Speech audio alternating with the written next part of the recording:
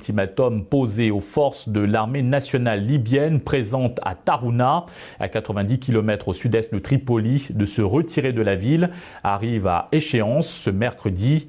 Les forces fidèles au gouvernement d'union nationale menacent d'attaquer cette ville stratégique pour l'armée nationale libyenne. Tarouna est encerclée depuis plusieurs semaines, mais les 2 précédentes tentatives du GNA d'y pénétrer ont échoué. Les forces de l'ANL ne semblent pas s'apprêter à quitter la ville. Parallèlement, les 2 parties ont reçu des tonnes d'armes et de munitions de leurs partenaires étrangers, selon le GNA. 15 avions russes transportant des matériels militaires ont atterri à l'aéroport de Bani Walid. À ce propos, écoutons l'analyse de Igor Delanoë, directeur adjoint de l'Observatoire franco-russe. À l'issue de cette année d'offensive contre Tripoli, Haftar manifestement a déçu un certain nombre de ses sponsors.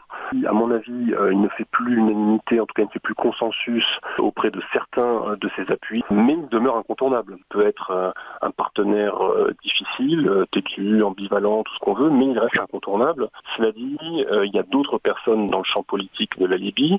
Les Russes ont pris soin au cours de ces dernières années de ne pas mettre tous leurs œufs dans le même panier et ont évidemment diversifié le risque en évidemment apportant un certain soutien à Haftar dont on a vu qu'il n'était pas suffisant pour achever le but militaire qui était la prise de Tripoli, mais également à prendre contact avec d'autres personnages, d'autres personnes importantes afin de pouvoir parer à une éventuelle défaillance de Haftar.